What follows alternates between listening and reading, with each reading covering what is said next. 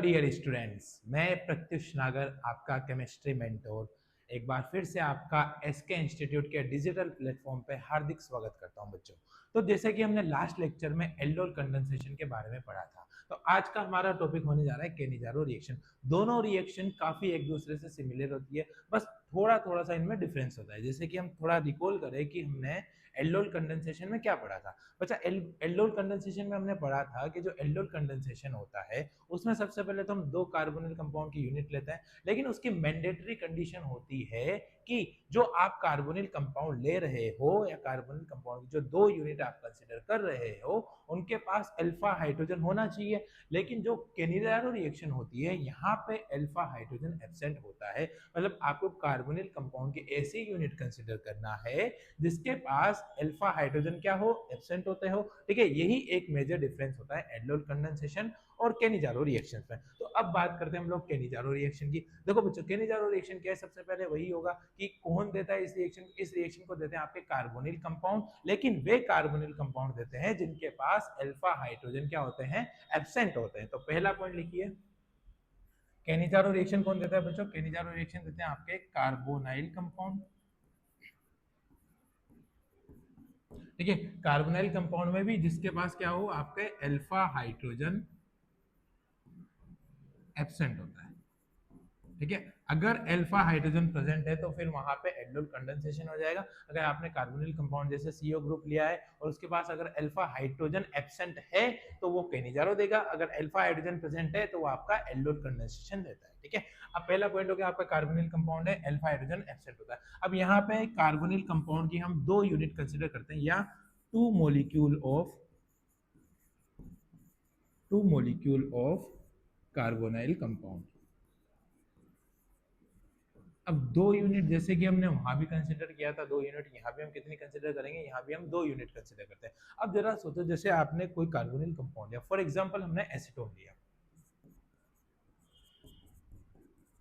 ठीक है, एक आपने एल्डिहाइड लिया, एसिड एल्डिहाइड, और एक आपने फॉर्मेल्डिहाइड लिया। ठीक है बच्चा, अब देखो एसीटोन है, आपको पता है एसीटोन कहाँ से स्टार्ट, मतलब जो कीटोन ग्रुप होता है उसके लिए मिनिमम 3 कार्बन चाहिए। अब कीटोन में तो आपके पास अल्फा हाइड्रोजन मिलेगा ही सही, और अगर अल्फा हाइड्रोजन है तो वो केनिजारो रिएक्शन नहीं देगा, मतलब कीटोन तो आपका केनिजारो नहीं देगा। अब बात करते हैं हम एल्डिहाइड की, ये आपका एसिड एल्डिहाइड, ये आपका फॉर्मेल्डिहाइड। अब एसिड एल्डिहाइड में देखोगे तो ये वाला जो कार्बन है आपका, ये अल्फा कार्बन होता है, और अल्फा कार्बन पे जो हाइड्रोजन होते हैं वो अल्फा हाइड्रोजन होते हैं। अगर अल्फा हाइड्रोजन प्रेजेंट है तो क्या केनिजारो देगा क्या? जी नहीं, ये केनिजारो नहीं देगा।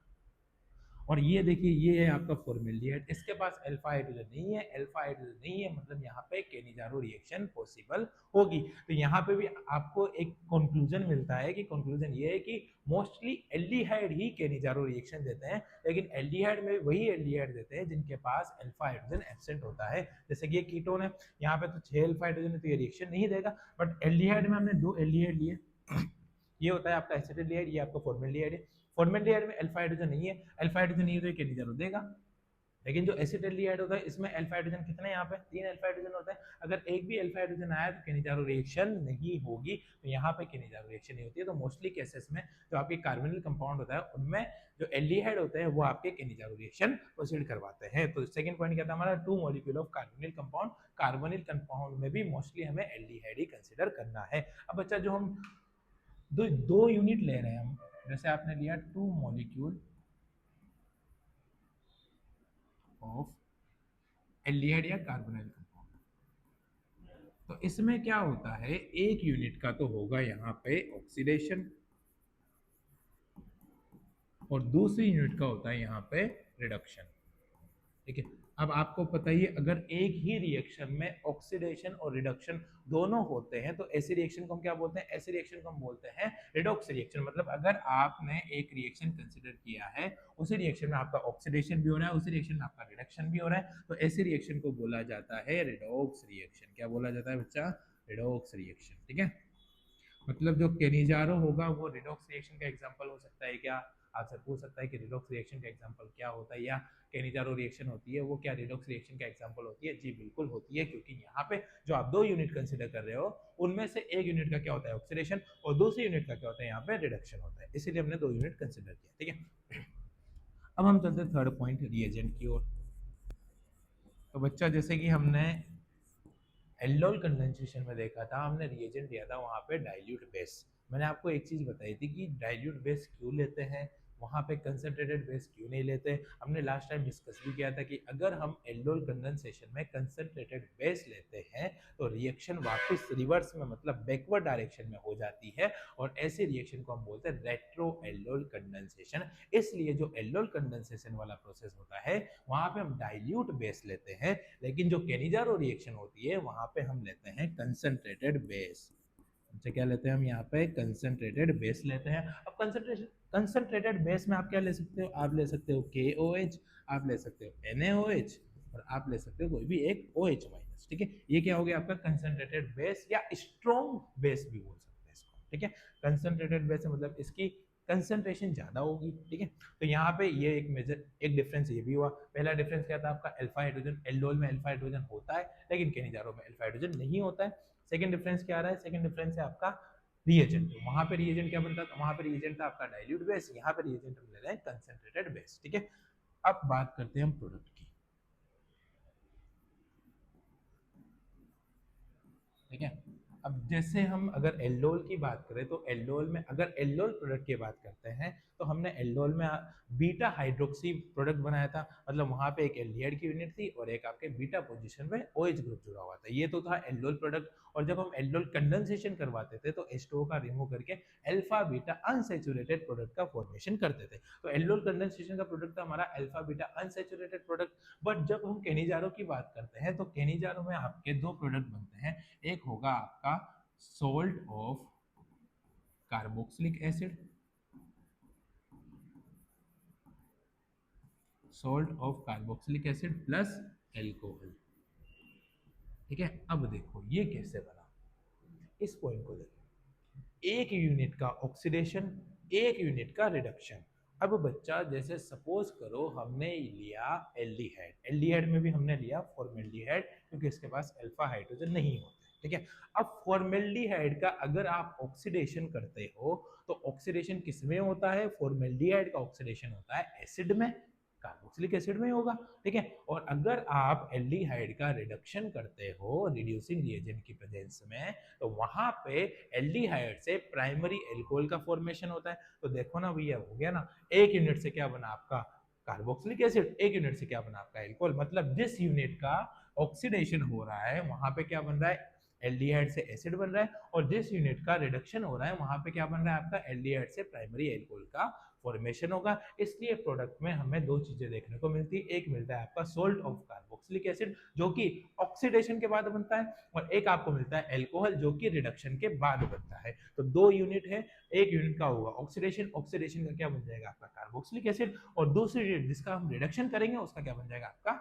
एल्कोहल बन जाएगा। ठीक है बच्चों, तो ये एक बेसिक सा इंट्रोडक्शन था केनिजारो के बारे में। दोबारा से समझते हैं। केनिजारो रिएक्शन, कार्बोनिल कंपाउंड होते हैं जिनके पास अल्फा हाइड्रोजन क्या होता है? एब्सेंट होता है। दो मॉलिक्यूल ऑफ कार्बोनिल कंपाउंड, मतलब कार्बोनिल कंपाउंड की हम दो यूनिट कंसीडर करते हैं। आप सेम भी ले सकते हो, आप डिफरेंट भी ले सकते हो। ठीक है, कार्बोनिल कंपाउंड ले रहे हो उनके पास क्या होना चाहिए? उनके पास अल्फा हाइड्रोजन नहीं होना चाहिए। अगर अल्फा हाइड्रोजन प्रेजेंट है तो केनिजारो रिएक्शन नहीं होगी। ठीक है, नेक्स्ट पॉइंट क्या देखा हमने कि जो हमने दो मॉलिक्यूल या दो यूनिट हमने कंसीडर करी है उनमें से एक यूनिट का होता है आपका ऑक्सीडेशन और एक यूनिट का होता है आपका रिडक्शन, और जिस रिएक्शन में ऑक्सीडेशन और रिडक्शन दोनों होते हैं उसे हम बोलते हैं रिडॉक्स रिएक्शन। इसके भी काफी डिफरेंट टाइप होते हैं, वो हम आगे देखेंगे। ठीक है, तीसरा पॉइंट था हमारा रिएजेंट। रिएजेंट जैसे कि हमने एल्डोल में लिया था डाइल्यूट बेस, वहीं पे हम केनिजारो में कंसीडर कर रहे हैं हम कंसंट्रेटेड बेसिक मीडियम। ये एक मेजर डिफरेंस होता है। कंसंट्रेटेड बेसिक मीडियम मतलब KOH ले सकते हो, NaOH ले सकते हो, या सिंपली OH माइनस भी हम कंसीडर कर सकते हैं। नेक्स्ट पॉइंट था हमारा कि जो हमारा प्रोडक्ट होता है, प्रोडक्ट हमारा सिंपली बनेगा यहाँ पे सोल्ट ऑफ कार्बोक्सिलिक एसिड, मतलब कार्बोक्सिलिक एसिड का सोल्ट बनता है प्लस आपका एल्कोहल बनेगा। जिससे कि अब ये कैसे बना है कि एक यूनिट का ऑक्सीडेशन हुआ है तो जिस यूनिट का ऑक्सीडेशन हुआ है उसका बनेगा आपका कार्बोक्सिलिक एसिड का सोल्ट, और जो दूसरा यूनिट है जिसका हम रिडक्शन करवा रहे हैं वहां पे हमारा बन जाएगा एल्कोहल। तो ये बेसिक इंट्रोडक्शन था। चलिए हम इसका मैकेनिज्म देखते हैं, मैकेनिज्म कैसे प्रोसीड करेगा। तो आपने एक सिंपल सा यूनिट लिया HCOH, ये होता है आपका फॉर्मेल्डिहाइड। कितना यूनिट कंसीडर करेंगे बच्चा, इसका हम करेंगे 2 यूनिट। आपने डाला कंसंट्रेटेड KOH मतलब बेसिक मीडियम। अब देखो आपको पता है KOH किस में टूटेगा, K प्लस और OH माइनस में टूट जाएगा। तो इसका प्रोडक्ट क्या होगा, एक यूनिट का होगा ऑक्सीडेशन और दूसरी यूनिट का क्या होगा, रिडक्शन। तो यहाँ पे हम पहले प्रोडक्ट बना देते हैं HCOO माइनस और K प्लस। ये क्या हो गया आपका सोल्ट। सोल्ट क्या होता है, प्लस माइनस चार्ज इस पे। तो ये किसका सोल्ट हुआ, कार्बोक्सिलिक एसिड का salt. This is salt of carboxylic acid.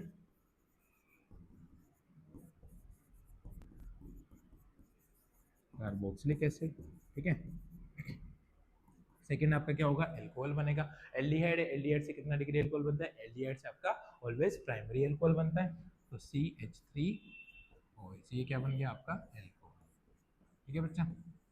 अब देखो मुझे आपको यहाँ एक पॉइंट बताना है, जैसे कि हमने लिखा था रिडॉक्स। रिडॉक्स आपको पता है, आप एक रिएक्शन ले रहे हो, एक रिएक्शन में दो अलग अलग यूनिट या दो अलग अलग एलिमेंट का ऑक्सीडेशन और रिडक्शन होता है, तो उसे हम बोलते हैं रिडॉक्स रिएक्शन। अब इसका एक टाइप होता है डिसप्रोपोर्शनेशन रिएक्शन या असमानुपातन अभिक्रिया।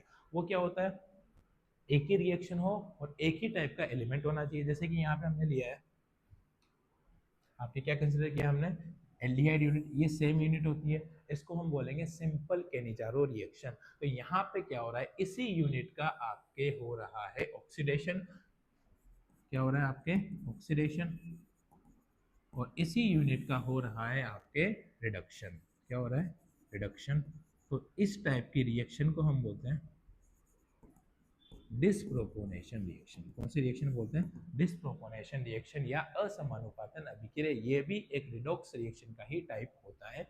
बस याद रखना, जो सिंपल केनिजारो रिएक्शन है जिसमें यूनिट सेम होती है वहां पे डिसप्रोपोर्शनेशन रिएक्शन होगी। लेकिन जब हम बात करेंगे क्रॉस केनिजारो रिएक्शन की, क्रॉस केनिजारो रिएक्शन जिसमें दोनों यूनिट क्या होगी, डिफरेंट होगी। जब दो यूनिट आप डिफरेंट लेते हो तो वहां पे होगी रिडॉक्स रिएक्शन, और जब यूनिट सेम होती है तो वहां पे होगी disproportionation reaction. Is it clear. तो यहाँ पे जब यूनिट सेम है तो एक यूनिट का ऑक्सीडेशन और उसी यूनिट का रिडक्शन हो रहा है। तो यहाँ पे जब एक यूनिट का ऑक्सीडेशन और रिडक्शन होता है तो ऐसे टाइप को हम बोलते हैं डिसप्रोपोर्शनेशन रिएक्शन। ये भी एक रिडक्स का ही टाइप होता है, ठीक है। आई होप आपको ये चीज क्लियर होगी। चलो इसका हम मैकेनिज्म देखते हैं।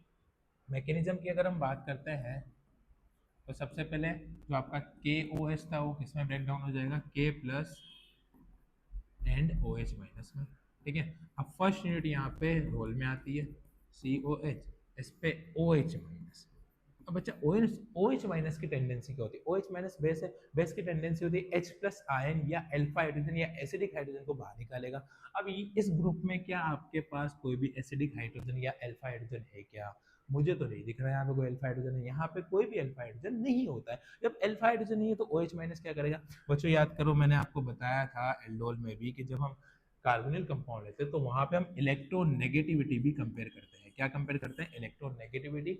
इलेक्ट्रोनेगेटिविटी कंपेयर करके वहां हम देखते हैं कि जिसकी इलेक्ट्रोनेगेटिविटी ज्यादा होती है उस पर पार्शियल नेगेटिव चार्ज आता है, और जिसकी इलेक्ट्रोनेगेटिविटी कम होती है उस पर पार्शियल पॉजिटिव चार्ज होता है। अब जैसे हम बात करें कार्बन और ऑक्सीजन की, तो कार्बन और ऑक्सीजन में ऑक्सीजन की इलेक्ट्रोनेगेटिविटी ज्यादा होती है, जबकि जो कार्बन होता है उसकी इलेक्ट्रोनेगेटिविटी क्या होती है, कम होती है। तो कार्बन की इलेक्ट्रोनेगेटिविटी कम है तो इस पे होगा आपका पार्शियल पॉजिटिव चार्ज, और जो ऑक्सीजन है इस पे होगा आपका पार्शियल नेगेटिव चार्ज, ठीक है।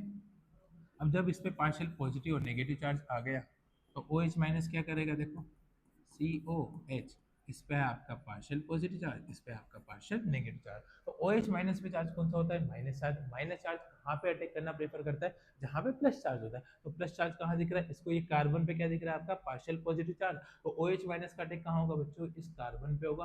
और जैसे ही OH माइनस का अटैक कार्बन पे होता है तो कार्बन के कितने बॉन्ड बन जाते हैं, कार्बन के 5 बॉन्ड बन जाते हैं। और हमें पता है कि कार्बन की वैलेंसी 4 है, तो ये 5 बॉन्ड कभी भी नहीं बनाएगा। तो उस कंडीशन में क्या करता है कि जो ऑक्सीजन होता है वो मोर इलेक्ट्रोनेगेटिव होता है, वो अपने इलेक्ट्रॉन को वापस खींच लेता है। जैसे ही ऑक्सीजन अपने इलेक्ट्रॉन को खींचेगा तो ऑक्सीजन पे क्या चार्ज आएगा, ऑक्सीजन पे नेगेटिव चार्ज आ जाएगा। और कार्बन के पास कितने बॉन्ड बन जाएंगे, कार्बन के पास 4 बॉन्ड बन जाएंगे। Is it clear? ये आपका बन गया। देखो OH माइनस ने अटैक किया और ऑक्सीजन ने अपने इलेक्ट्रॉन को खींचा, इससे कि कार्बन की स्टेबिलिटी बनी रहती है। अदरवाइज अगर हम डायरेक्ट इसको जोड़ देते तो कार्बन के 5 बॉन्ड बन जाते, जो कि पॉसिबल नहीं होता है। तो ये फर्स्ट यूनिट का रोल हो गया। अब सेकंड यूनिट देखो, अगर हम सेकेंड यूनिट को कंसिडर करें तो अगर आपको एंडोल का मैकेनिज्म पता हो तो आपने वहां पे क्या किया था, जैसे वहां पे नेगेटिव चार्ज बना था तो नेगेटिव चार्ज ने कहां पे अटैक किया था, इस वाले कार्बन पे किया था। सेम कंसेप्ट यहाँ पे अप्लाई करेंगे। कार्बन और ऑक्सीजन है, दोनों की इलेक्ट्रॉन नेगेटिविटी को हम कंपेयर करेंगे। इलेक्ट्रॉन नेगेटिविटी को कंपेयर करोगे तो कार्बन पे पार्शियल पॉजिटिव चार्ज होगा और ऑक्सीजन पे पार्शियल नेगेटिव चार्ज होगा।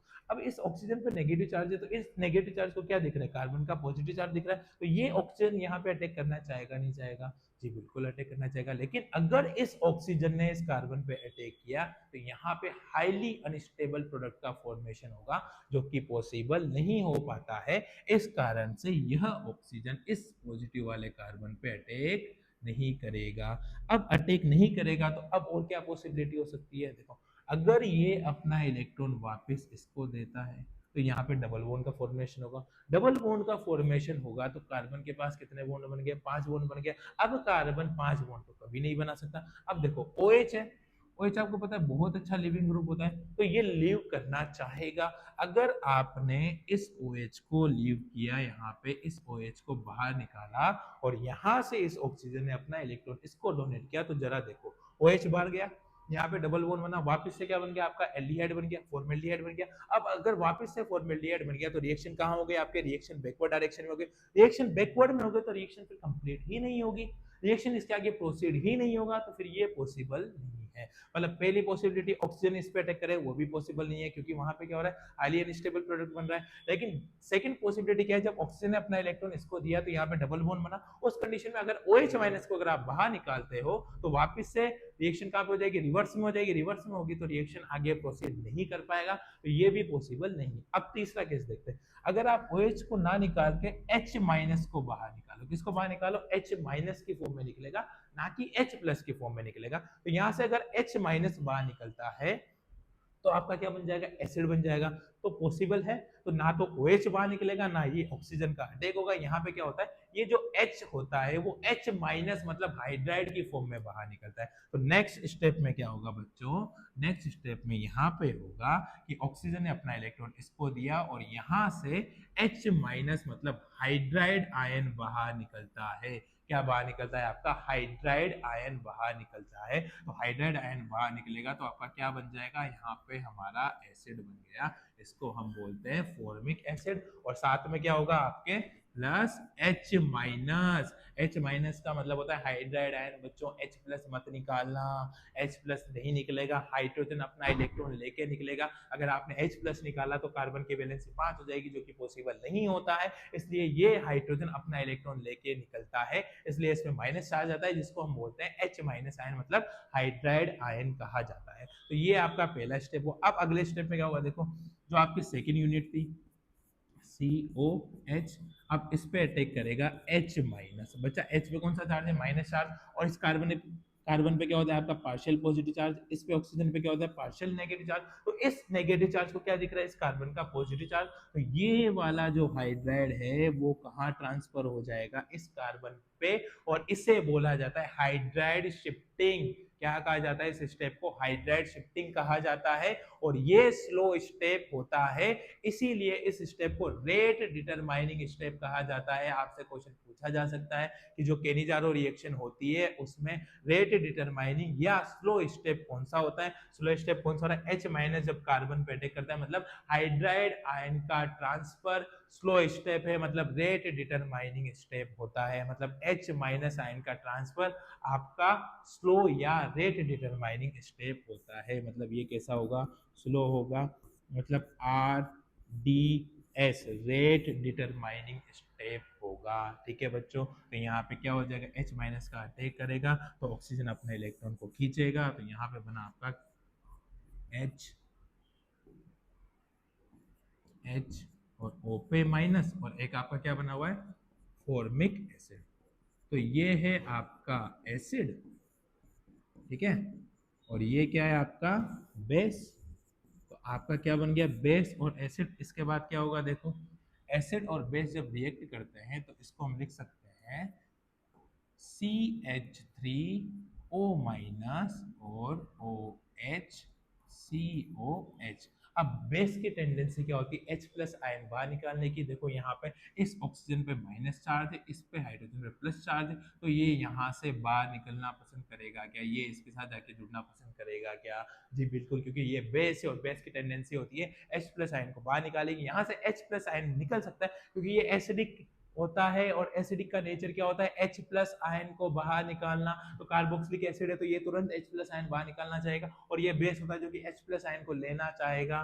तो यहाँ पे एसिड बेस रिएक्शन हो रही है, तो यहाँ पे आपका क्या बन गया, एक CH3OH प्लस HCOO माइनस। ठीक है, अब पहला स्टेप देखो, यहाँ पे हमने क्या लिखा था फर्स्ट स्टेप में, कि जो हमने बेस लिया था मतलब KOH, उसको हमने किस में तोड़ा था, K प्लस और OH माइनस में ब्रेक डाउन किया, तो OH माइनस का हमने पूरा यूज किया। अब देखो यहाँ पे हमारे पास क्या बच रहा है, K प्लस बच रहा है ना। अब K प्लस कहाँ पे अटैक करेगा, K प्लस इस पे अटैक करेगा, तो फाइनल में आपका प्रोडक्ट क्या बन जाएगा, देखो HCO माइनस, इस पे जब K प्लस का अटैक होगा तो आपका बन गया एसिडिक सोल्ट। क्या बन गया बच्चा, आपका बन गया एसिडिक सोल्ट प्लस एल्कोहल। तो क्या हमारा प्रोडक्ट यही था क्या? इसको बोला जाता है सोल्ट ऑफ कार्बोक्सिलिक एसिड, इसको बोला जाता है एल्कोहल। तो पूरा मैकेनिज्म समझ में आया बच्चों? ये वाला पॉइंट याद रखना, स्लो स्टेप RDS कौन सा होता है, हाइड्राइड शिफ्टिंग आपका RDS रेट डिटरमाइनिंग स्टेप, या फिर स्लो स्टेप होता है जब हम हाइड्राइड आयन की शिफ्टिंग करते हैं। ये वाला प्रोसेस भी याद रखना। ना हमें OH माइनस को बाहर निकालना है, ना हमें ऑक्सीजन का अटैक करवाना है, यहाँ पे H माइनस मतलब हाइड्राइड आयन बाहर निकलता है। तो ये इसका कंप्लीट मैकेनिज्म था। आपको क्या याद रखना है मैकेनिज्म से, देखो ये वाला आपको स्टेप बहुत याद रखना है, इंपॉर्टेंट स्टेप है। आपसे क्वेश्चन पूछा जा सकता है थ्योरेटिकल फॉर्म में कि केनिजारो में RDS स्टेप कौन सा होता है, हाइड्राइड ट्रांसफर इसका RDS स्टेप होता है। ठीक है बच्चों, तो ये तो था सिंपल केनिजारो का मैकेनिज्म। अब सिंपल में क्या होता है, आपकी दोनों यूनिट सेम होती है। जब दोनों यूनिट सेम है तो फिर ऐसे में रिएक्शन कौन सी होगी, डिसप्रोपोर्शनल रिएक्शन होती है। मतलब एक ही एलिमेंट का ऑक्सीडेशन हो रहा है और सेम एलिमेंट का रिडक्शन हो रहा है, तो डिसप्रोपोर्शनल या असमानुपातन अभिक्रिया हो जाएगी। लेकिन अगर आप क्रॉस केनिजारो की बात करो, क्रॉस केनिजारो में क्या होता है, आपकी जो दोनों यूनिट होती है वो डिफरेंट होती है। जब दोनों यूनिट डिफरेंट है तो उस कंडीशन में आपकी रिडॉक्स रिएक्शन पॉसिबल होगी। जैसे कि हम एक एग्जांपल लेते हैं, आपने लिया PHCOH, इसको क्या बोलते हैं हम, इसको हम बोलते हैं फॉर्मेल्डिहाइड, सॉरी इसको हम बोलते हैं बेंजल्डिहाइड। ये रिएक्ट कर रहा है आपके फॉर्मेल्डिहाइड से। अब देखो दोनों यूनिट क्या डिफरेंट है। अब सबसे पहले चेक करो क्या इसके पास अल्फा हाइड्रोजन है क्या। आपको पता है फॉर्मेल्डिहाइड के पास तो अल्फा हाइड्रोजन नहीं होता है। अब ये क्या है, बेंजल्डिहाइड, बेंजल्डिहाइड के पास क्या अल्फा हाइड्रोजन होगा क्या, नहीं इसके पास नहीं होता है। देखो इसका स्ट्रक्चर कैसे होता है, ये आपका C6H5 बेंजीन, इससे जुड़ा हुआ है COH, तो ये आपका फंक्शनल ग्रुप है। इसके पास वाला कार्बन आपका अल्फा कार्बन होता है। अब इस कार्बन को ध्यान से देखो, कितना बॉन्ड बना रहा है, 1 2 3 4, 1 2 3 4, 4 बॉन्ड कंप्लीट हो गए। मतलब कार्बन मैक्सिमम कितना बॉन्ड बना सकता है, मैक्सिमम 4 बॉन्ड बना सकता है। तो यहाँ पे कार्बन की वैलेंसी कंप्लीट है। जब वैलेंसी कंप्लीट है तो क्या यहाँ पे अल्फा हाइड्रोजन है क्या, नहीं, बिल्कुल भी हाइड्रोजन यहाँ पे प्रेजेंट नहीं है। तो अल्फा कार्बन के पास अगर हाइड्रोजन नहीं है तो अल्फा हाइड्रोजन होगा ही नहीं। जब अल्फा हाइड्रोजन नहीं होगा तो इजीली कौन सी रिएक्शन प्रोसीड कराएगा, ये इजीली यहाँ पे केनिजारो रिएक्शन हो जाएगी। अब देखो यहाँ पे दिक्कत क्या आती है, यहाँ पे दिक्कत आती है जैसे आपने डाला यहाँ पे कंसंट्रेटेड NaOH।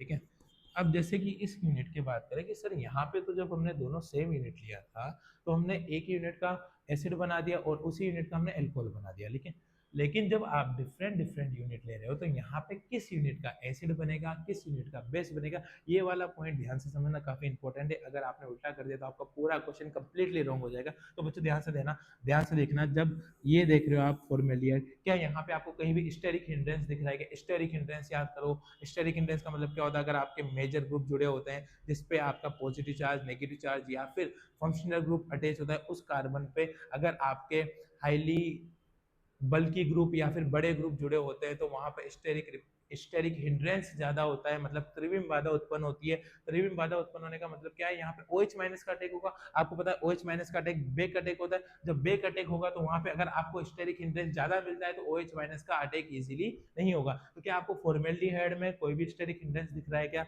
आई थिंक यहाँ पे तो कोई भी स्टेरिक हिंड्रेंस नहीं है। लेकिन हम जब इसकी बात करते हैं तो ये आपका एल्डिहाइड है, अगर आप OH माइनस का अटैक करवाते हो तो बेक अटैक होगा। और यहाँ पे क्या आ रहा है भैया, पीएच आ रहा है। पीएच एक बड़ा ग्रुप है, हाईली बल्की ग्रुप होता है, मतलब यहाँ पे पीएच क्या लगा रहा है, पीएच लगा रहा है आपका स्टेरिक हिंड्रेंस। और जब स्टेरिक हिंड्रेंस होगा तो OH का अटैक उतना स्ट्रॉन्गली नहीं हो पाएगा, इसलिए OH यहाँ पे अटैक करना प्रेफर करेगा। कहाँ पे अटैक करना प्रेफर करेगा, फॉर्मेल्डिहाइड पे, क्योंकि फॉर्मेल्डिहाइड के केस में स्टेरिक हिंड्रेंस नहीं होता है, लेकिन बेंजोइलेट के केस में स्टेरिक हिंड्रेंस पाया जाता है। इस वजह से जो OH माइनस का अटैक होगा वो कहाँ पे होगा, आपके फॉर्मेल्डिहाइड पे, ना कि बेंजोइलेट पे। अब याद रखना, अगर जहां पे स्टेरिक हिंड्रेंस है वो कभी भी आपका एसिड नहीं बनाएगा। जहां पे स्टेरिक हिंड्रेंस पाया जाता है वहां पे ऑलवेज आपको बनाना है एल्कोहल, और जहां पे स्टेरिक हिंड्रेंस नहीं पाया जाता है वहां पे बनेगा आपका एसिड, क्योंकि जो OH माइनस का अटैक होगा वो होगा वहां पे अटैक होगा जहां पे स्टेरिक हिंड्रेंस नहीं है। और जब जहां पे OH माइनस का अटैक होगा वहां पे ऑलवेज बनता है आपका एसिड,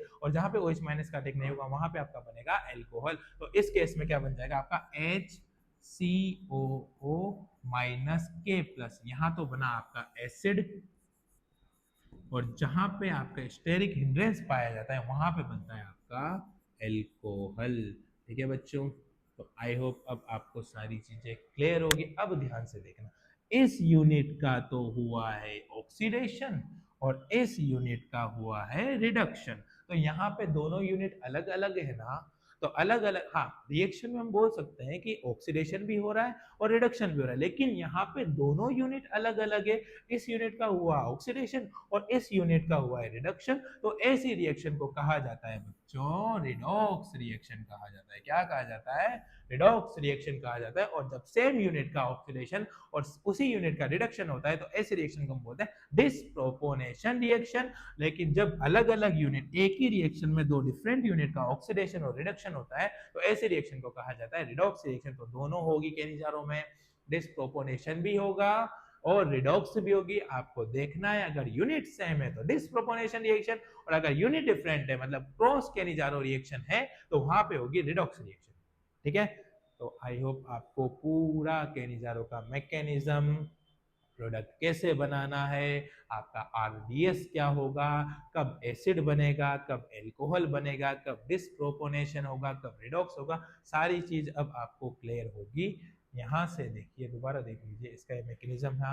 ये वाला स्टेप आपका आरडीएस होता है जब यूनिट सेम है मतलब डिसप्रोपोनेशन होगी, और जब यूनिट डिफरेंट है तो आपका रिडॉक्स रिएक्शन होगा। जब यूनिट डिफरेंट होती है तो उस कंडीशन में जिसके पास स्टेरिक हिंड्रेंस नहीं पाया जाता है या कम पाया जाता है वहां पे क्या होगा, आपका एसिड बनता है, क्योंकि OH माइनस का अटैक लेस हिंडर्ड साइड पे ही होता है। जहां पे OH माइनस का अटैक होगा वहां पे ऑलवेज एसिड बनेगा, और जहां पे स्टेरिक हिंड्रेंस ज्यादा पाया जाता है वहां पे OH माइनस का अटैक इजीली नहीं होगा, इस वजह से वहां पे एल्कोहल बनेगा। तो आपका स्टेरिक हिंड्रेंस जहां पे पाया जाता है वहां पे एल्कोहल बन रहा है, और जहां पे स्टेरिक हिंड्रेंस नहीं पाया जाता है या कम पाया जाता है वहां पे एसिड बन रहा है, मतलब इसका ऑक्सीडेशन हो रहा है और इसका रिडक्शन हो रहा है। तो ये थी हमारी केनिजारो की बात।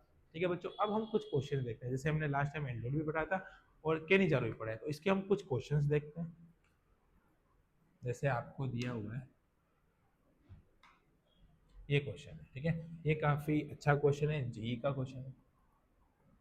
अब पहले तो मुझे बताओ केनिजारो है एल्डोल है, आइडेंटिफाई करो। देखो बेस है, राइट, उसने कुछ नहीं लिखा डाइल्यूट बेस, लेकिन उसने H2O दिया है। बच्चा H2O, अगर हम किसी सोल्यूशन में H2O यूज करते हैं तो कौन सा मीडियम बनता है, ऐसे मीडियम को बोला जाता है डाइल्यूट मीडियम। मतलब H2O का मतलब है वो आपको डाइल्यूट बेस दे रहा है, और जब डाइल्यूट बेस दे रहा है तो कहीं ना कहीं एल्डोल हो सकता है, हो सकता है। अगर यहाँ पे अल्फा हाइड्रोजन नहीं है तो फिर एल्डोल नहीं होगा। अब देखो ये आपका फंक्शनल ग्रुप, राइट, ये आपका फंक्शनल ग्रुप है, तो ये वाला जो आपका कार्बन होगा, ये वाला कार्बन आपका अल्फा कार्बन होगा, ये वाला कार्बन भी आपका क्या होगा, अल्फा कार्बन। अब अल्फा कार्बन है, अगर इस पे हाइड्रोजन है तो अल्फा हाइड्रोजन होगा। अब देखो ये कार्बन कितना बॉन्ड बना रहा है, एक और दो, ये कितना बना रहा है, एक और दो, मतलब दो बॉन्ड बना रहा है, तो अभी भी इसके पास दो हाइड्रोजन पॉसिबल है। तो जब दो हाइड्रोजन है तो यहाँ पे क्या होगा, इसके पास ये वाला हाइड्रोजन, एक ये हाइड्रोजन, यहाँ पे एक हाइड्रोजन, एक हाइड्रोजन, तो इन दोनों के पास कितने अल्फा हाइड्रोजन है, दो दो अल्फा हाइड्रोजन यहाँ पे प्रेजेंट है।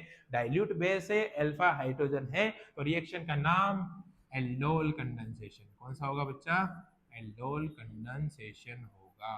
ठीक है, एल्डोल कंडेंसेशन हो रहा है। एल्डोल कंडेंसेशन देख तो अब आपको मैकेनिज्म इजीली पता हो कौन से टाइप का एल्डोल हो रहा है, आप बताइए जरा यहाँ पे कौन से टाइप का एल्डोल हो रहा है। देखो रिंग बन रही है, रिंग का कहीं ना कहीं मुझे कुछ कनेक्शन दिख रहा है, एक ही में दोनों ग्रुप है, तो यहाँ पे इंट्रामोलिकुलर एल्डोल कंडेंसेशन होगा। कौन सा होगा? इंट्रामोलिकुलर एल्डोल कंडेंसेशन होता है। तो हमने पहले आइडेंटिफाई किया कि ये रिएक्शन कौन से मैकेनिज्म के थ्रू होगी, एल्डोल कंडेंसेशन। कैसे पता किया? KOH दिया हुआ है, H2O का मतलब डाइल्यूट मीडियम है, मतलब डाइल्यूट बेस दिया हुआ है, और यहाँ पे जो आपका रिएक्टेंट है उसमें अल्फा हाइड्रोजन प्रेजेंट होता है, अल्फा हाइड्रोजन प्रेजेंट होता है मतलब आपका एल्डोल कंडेंसेशन होता है। चलिए देखते हैं इसको कैसे सोल्व करते हैं। ये आपका रिएक्टेंट,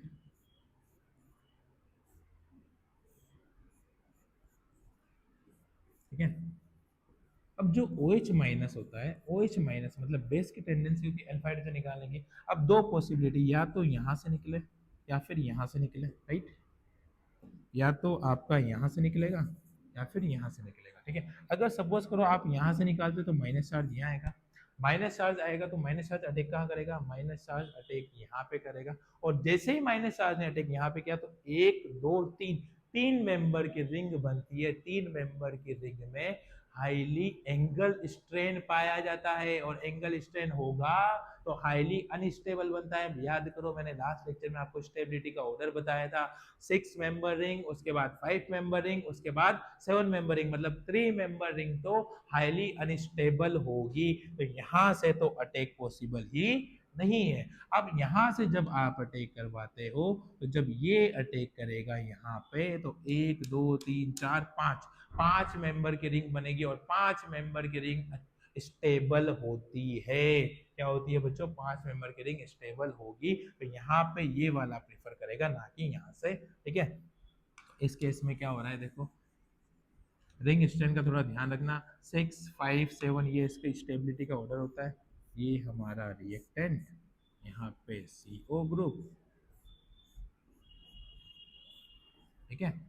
तो सबसे पहले OH माइनस ने यहाँ पे अटैक किया, जैसे OH माइनस ने अटैक किया यहाँ पे तो आपका क्या बना?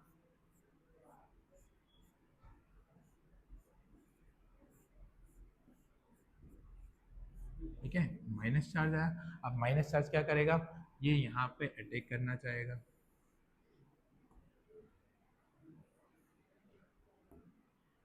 इसका अटैक कहाँ होगा? यहाँ पे। जैसे ही अटैक करेगा ऑक्सीजन अपने इलेक्ट्रॉन को खींचेगा, ऑक्सीजन ने इलेक्ट्रॉन खींचा तो आपका प्रोडक्ट क्या बना देखो, कुछ इस तरह से बनेगा।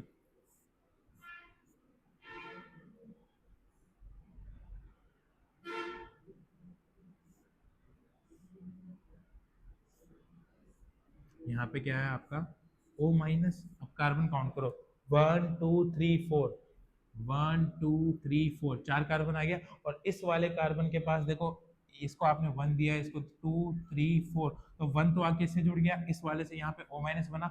और सेकंड वाले कार्बन पे क्या आपका CO ग्रुप है, मतलब यहाँ पे क्या आएगा आपका CO ग्रुप। और फर्स्ट वाले कार्बन से क्या जुड़ा हुआ है? एक CH3 ग्रुप जुड़ा हुआ है ना, मतलब यहाँ पे क्या आएगा आपका? एक CH3 ग्रुप आएगा। कार्बन को ध्यान से काउंट कर लेना, जितना कार्बन यहाँ है उतना ही कार्बन यहाँ पे आएगा। उससे अगर आपको दिक्कत आती है तो आप काउंटिंग कर लो, 1 2 3 4, 1 पहला वाला कार्बन इससे जुड़ रहा है तो ये 1 2 3 4, 4 कार्बन है। अब दूसरे वाले कार्बन पे क्या है आपके? दूसरे वाले कार्बन पे कीटोन होता है, तो यहाँ पे दूसरे वाले कार्बन पे क्या आ गया आपका? कीटोन। और पहले वाले कार्बन पे देखो, पहले वाले कार्बन पे एक CH3 ग्रुप है, CH3 ग्रुप, ये आपका क्या आ गया? CH3 group. अब इसके बाद क्या होता है देखो, आपको दिया हुआ है H प्लस एन हीट, तो हमारा प्रोडक्ट क्या बना? यहाँ से हमारा प्रोडक्ट बना साइक्लोहेक्सेन।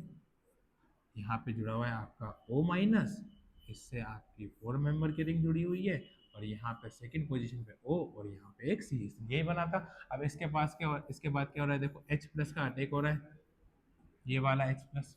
और जब H प्लस का अटैक हो रहा है तो ये H प्लस कहाँ पे अटैक करेगा? ये H प्लस इस O माइनस पे अटैक करेगा, क्योंकि पॉजिटिव चार्ज को क्या चाहिए? नेगेटिव चार्ज चाहिए होता है। तो यहाँ पे आके H प्लस का एडिशन हो जाएगा, और एडिशन हुआ तो कुछ कुछ हमारा इस तरह से प्रोडक्ट बना, देखो CO और यहाँ पे OH। ये तो आपका बना है एल्डोल प्रोडक्ट। चेक करते हैं, देखो ये आपका फंक्शनल ग्रुप, इसके पास वाला अल्फा कार्बन और इसके पास वाला ये वाला आपका बीटा कार्बन। अब मैंने आपको बताया था कि जो एल्डोल प्रोडक्ट होता है उसमें बीटा हाइड्रोक्सी ग्रुप प्रेजेंट होता है। देखो ये वाला अल्फा कार्बन, ये वाला बीटा, और बीटा पे कौन सा ग्रुप प्रेजेंट है आपका हाइड्रोक्सी मतलब OH ग्रुप प्रेजेंट है। तो आपका प्रोडक्ट सही है क्या? जी बिल्कुल सही है, एल्डोल में बनता है। सिर्फ एल्डोल की बात कर रहा हूँ, एल्डोल में आपका क्या बनता है? बीटा हाइड्रोक्सी प्रोडक्ट बनता है। कौन सा प्रोडक्ट बनता है आपका?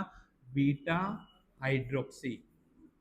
ठीक है, ये किस में बनता है? ये एल्डोल में बनता है। अगर आपसे एल्डोल पूछता तो आपको यहीं पे रुक जाना है, लेकिन देखो नेक्स्ट स्टेप क्या, H प्लस के साथ हीट दिया हुआ है। हीट मतलब क्या होगा? आगे कंडेंसेशन होगा। कंडेंसेशन क्या होता है आपका? रिमूवल ऑफ वाटर, मतलब कहीं ना कहीं अल्फा बीटा अनसैचुरेटेड प्रोडक्ट का क्या हो रहा है यहाँ पे? फॉर्मेशन हो रहा है। इसके बाद हम हीट करेंगे।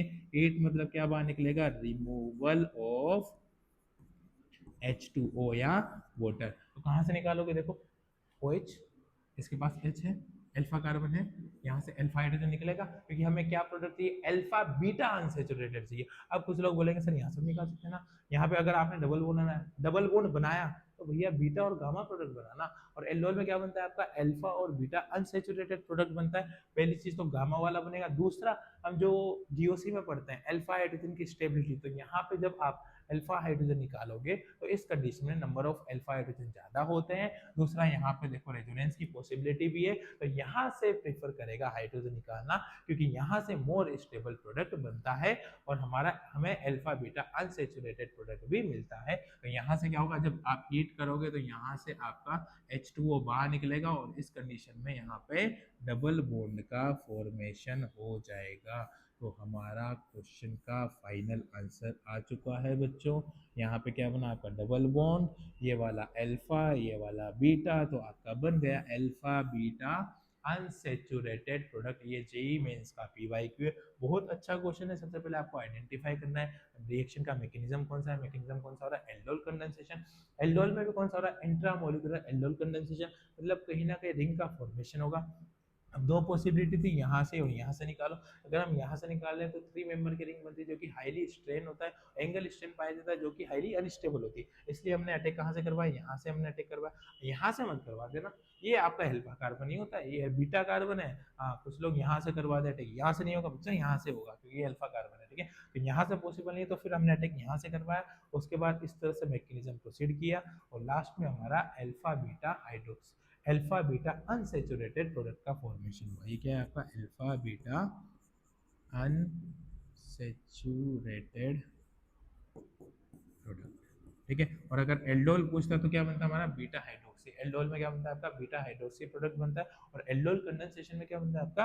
अल्फा बीटा अनसैचुरेटेड प्रोडक्ट बनता है। तो ये काफी अच्छा क्वेश्चन है। और भी हम क्वेश्चन देखते हैं। देखो आपको एक क्वेश्चन दिया हुआ है, how many statement are correct for this. इसका नाम क्या होता है बच्चों? इसका नाम एसीटोन है। एसीटोन है तो अगर एल्डोल केनिजारो की हम बात करें तो कौन सी रिएक्शन प्रोसीड करवाएगा? एसीटोन है। एसीटोन के पास ये वाला कार्बन अल्फा, ये वाला कार्बन अल्फा, मतलब अल्फा हाइड्रोजन है। अल्फा हाइड्रोजन अगर डाइल्यूट बेस दिया तो कौन सी रिएक्शन होगी? एल्डोल होगी। केनिजारो हो सकती है यहाँ पे? बिल्कुल भी नहीं होगी यहाँ पे केनिजारो। ठीक है बच्चों, यहाँ पे बिल्कुल भी केनिजारो नहीं होती है। पहला स्टेटमेंट देखो, it's common name is acetone. हाँ, ये स्टेटमेंट एकदम सही है, इसका नाम क्या होता है? एसीटोन ही होता है। दूसरा रिएक्शन देखिए, it show the Cannizzaro reaction. क्या केनिजारो रिएक्शन पॉसिबल है क्या? बिल्कुल भी नहीं होगी। यहाँ पे अल्फा हाइड्रोजन है, मतलब कौन सी रिएक्शन प्रोसीड होगी? यहाँ पे होगी आपकी एल्डोल कंडेंसेशन, एल्डोल कंडेंसेशन, ना कि केनिजारो। तो पहला स्टेटमेंट सही है, दूसरा गलत हुआ। तीसरा देखो, on reaction with NaBH4 it form alpha hydroxy carbonyl. Alpha hydroxy carbonyl, alpha hydroxy carbonyl तो नहीं बनाएगा। देखो जब आप इसकी NaBH4 से रिएक्शन कराओगे तो CH3 CHOH, और यहाँ पे क्या बना आपका? CH3 अल्फा कार्बन आपका ये था। क्या यहाँ पे अल्फा हाइड्रोक्सी ग्रुप बन रहा है क्या? बिल्कुल भी नहीं बनेगा। अल्फा हाइड्रोक्सी कार्बोनिल क्या होता है? ये होता है अल्फा हाइड्रोक्सी कार्बोनिल, ना कि ये होता है। अल्फा हाइड्रोक्सी क्या है? ये है देखो, ये आपका कार्बोनिल ग्रुप, और ये वाला कार्बन क्या था आपका? Alpha carbon. अल्फा कार्बन पे क्या जुड़ा है आपका? OH ग्रुप जुड़ा है। क्या आपको ऐसा कुछ दिख रहा है क्या यहाँ पे? यहाँ पे कीटोन को रिड्यूस किसमें कर देगा? OH में, मतलब 2 डिग्री एल्कोहल बनेगा, ना कि अल्फा हाइड्रोक्सी आपका कार्बोनिल बनेगा। तो ये स्टेटमेंट भी क्या हुआ बच्चा? गलत हो गया। It give Tollens test. Tollens test आपको पता है, टोलेन रिएजेंट टेस्ट कौन देता है? टोलेन रिएजेंट टेस्ट आपके एल्डिहाइड देते हैं, एल्डिहाइड का ऑक्सीडेशन हो जाता है कार्बोक्सिलिक एसिड में, ये आपका कीटोन है, तो कीटोन आपका टोलेन टेस्ट नहीं देता है, मतलब ये स्टेटमेंट भी क्या हुआ आपका बच्चों गलत हो गया। दूसरा देखो, to form mesityl oxide we need 2 mole of this compound from aldol condensation. देखो एल्डोल कंडेंसेशन तो देगा ना, और जब आप एल्डोल कंडेंसेशन करवाओगे तो आपके मेसिटाइल ऑक्साइड का फॉर्मेशन होगा, तो इसको ट्राई करना है इसका। जब आप एल्डोल कंडेंसेशन का अल्फा बीटा अनसैचुरेटेड प्रोडक्ट बनाओगे तो जो प्रोडक्ट बनेगा उसे बोला जाता है मेसिटाइल ऑक्साइड बोला जाता है, मतलब ये एल्डोल देगा, तो ये आपका सही स्टेटमेंट हुआ। ठीक है, तो ए सही है, बी सी डी तीनों स्टेटमेंट गलत है, आपका ई वाला सही है। एफ एफ देखते हैं, on reaction with hydroxyl amine it form oxime show GI। GI मतलब ज्योमेट्रिकल आइसोमेरिज्म, मतलब या तो सिस ट्रांस बनेगा या EZ बनेगा या फिर फेजमर बनेगा, लेकिन जब ऑक्सीम बनाते हैं तो ऑक्सीम तो GI शो नहीं करता है क्योंकि सेम ग्रुप होते हैं, तो ना तो सिस ट्रांस बनेगा, ना EZ बनेगा, ना ही आपका फेजमर बनेगा। तो जब GI, जब वहां पे कुछ बनता नहीं है सेम ग्रुप है, तो जीआई पॉसिबल होगा नहीं, जीआई पॉसिबल होगा नहीं, तो आपका स्टेटमेंट क्या हुआ? गलत। तो यहाँ पे कितने स्टेटमेंट सही हुए? एक और दो स्टेटमेंट सही है, मतलब ए और ई आपका आंसर होगा। सही स्टेटमेंट क्या हुआ आपका? ए और ई, मतलब करेक्ट स्टेटमेंट कितने हो गए आपके? दो स्टेटमेंट करेक्ट है, बाकी सब इनकरेक्ट होता है। काफी अच्छा क्वेश्चन है, पूरी ऑर्गेनिक की नॉलेज चेक करिए। देखो आपसे जीआई पूछ लिया, स्टीरियो, आपसे टोलेन रिएजेंट पूछ लिया, इसी चैप्टर में हम आगे पढ़ते हैं टोलेंस टेस्ट, वेडिंग सोल्यूशन, आपसे रिएजेंट टोलेन रिएजेंट या टोलेन टेस्ट के बारे में पूछ लिया। देखो आपसे यहाँ पे एल्डोल के बारे में पूछा, ठीक है, यहाँ पे एसीटोन का कॉमन नेम पूछा, आईयूपीएसी भी आप इसको मान सकते हो। दूसरे में आपको केनिजारो रिएक्शन की नॉलेज भी चेक करी कि भाई आपको केनिजारो के बारे में कुछ पता है कि नहीं है, जैसे कि हमने केनिजारो पढ़ा है अभी, केनिजारो के लिए अल्फा हाइड्रोजन नहीं चाहिए होता है, अगर अल्फा हाइड्रोजन होता है तो एल्डोल देता है। तो इस क्वेश्चन में मैक्सिमम चीजें कवर हो रही है, आपका आईयूपीएसी आ रहा है, आपका स्टीरियो आ रहा है, आपका नेम रिएक्शन आ रहा है, आपका टोलेन रिएजेंट आ रहा है। तो चार टाइप के यहाँ पे क्वेश्चन बन रहे हैं, मतलब एक एक क्वेश्चन में उसने आपसे चार टाइप के कंसेप्ट सीख लिए थे। आई होप आपको ये क्वेश्चन क्लियर होगा। चलो एक क्वेश्चन और करते हैं। देखो ये आपको स्टेटमेंट दिया हुआ है, स्टेटमेंट वन है chloral does not give Cannizzaro reaction all the it has no alpha hydrogen. बच्चों देखो क्लोरल सबसे पहले तो क्या होता है ये पता होना चाहिए। क्लोरल होता है आपका CCl3 प्लस सॉरी CCl3COH। क्या इसके पास अल्फा हाइड्रोजन है? क्या क्या यहाँ पे अल्फा हाइड्रोजन है? क्या यहाँ पे अल्फा हाइड्रोजन नहीं होता है? अगर अल्फा हाइड्रोजन नहीं है तो फिर ये केनिजारो रिएक्शन देना चाहिए ना। आपका स्टेटमेंट क्या बोला है?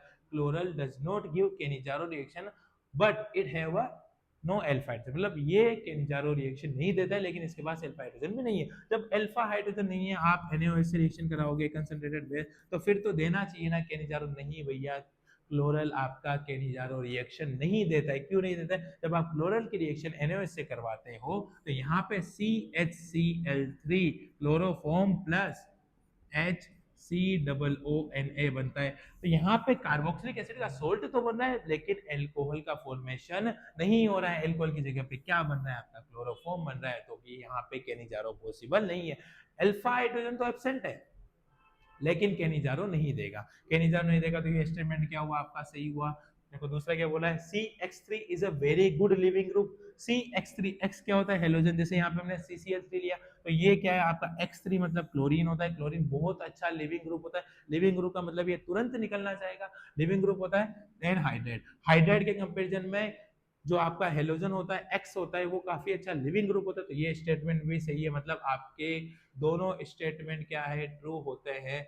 और जो आपका सेकंड स्टेटमेंट है वह फर्स्ट स्टेटमेंट की प्रॉपर एक्सप्लेनेशन दे रहा है, मतलब first and second both are correct and the proper reason of the, मतलब जो आपका फर्स्ट और सेकंड है वो आपका दोनों सही है, और जो सेकंड वाला है ये इसकी करेक्ट एक्सप्लेनेशन कर रहा है।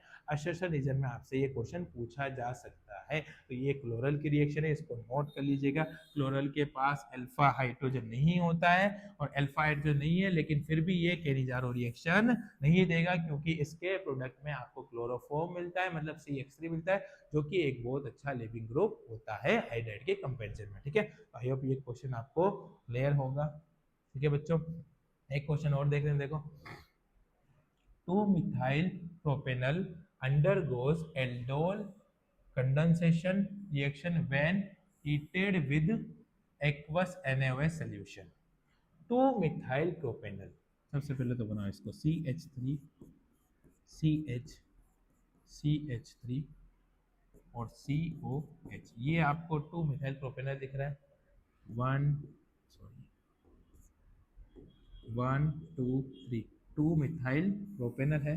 क्या इसके पास अल्फा हाइड्रोजन है कि हाँ, इस कार्बन के पास क्या है, अल्फा हाइड्रोजन होता है। देखो बच्चों, अल्फा हाइड्रोजन होगा तो यहाँ से ये H+ तो निकालना चाहेगा, लेकिन जो आपका 2-methyl propanol होता है ये आपका अल्फा हाइड्रोजन होने के बाद भी एल्डोल कंडेंसेशन नहीं देता है। चाहो तो आप मैकेनिज्म ट्राई कर लेना, यहाँ पे एल्डोल कंडेंसेशन पॉसिबल नहीं है। मतलब पहला स्टेटमेंट क्या हो गया आपका, गलत हो गया। और रही बात दूसरा statement, 2-methyl propanol contain alpha hydrogen, जी बिल्कुल, कितना अल्फा हाइड्रोजन, एक अल्फा हाइड्रोजन तो है, लेकिन फिर भी ये आपका एल्डोल कंडेंसेशन नहीं देता है। तो आपका पहला स्टेटमेंट फॉल्स हो गया, सेकेंड आपका ट्रू हो गया। मतलब पहला स्टेटमेंट रॉन्ग है, सेकेंड स्टेटमेंट करेक्ट है। ठीक है, अब देखो हमने 2 क्वेश्चन देखे।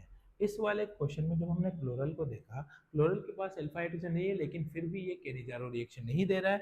और इस वाले क्वेश्चन में जो आपका 2-methyl propanol होता है, उसके पास अल्फा हाइड्रोजन है, लेकिन फिर भी एल्डोल कंडेंसेशन नहीं देता है। तो ये 2 क्वेश्चन को दोबारा देख लीजिएगा। एक क्लोरल वाला है, स्टेटमेंट में पूछा गया, दूसरा है आपका 2-methyl propanol, ये भी काफी अच्छे क्वेश्चन है दोनों।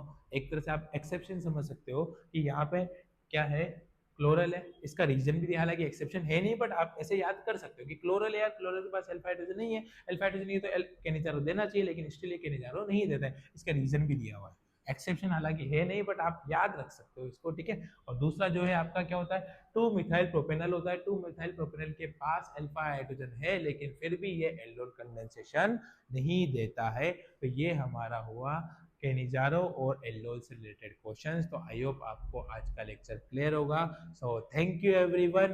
प्लीज एल्डोल और केनिजारो को अच्छे से पढ़िएगा, ये आपके एग्जाम के लिए काफी इंपॉर्टेंट है। तो हम नेक्स्ट लेक्चर में मिलते हैं। Thank you everyone.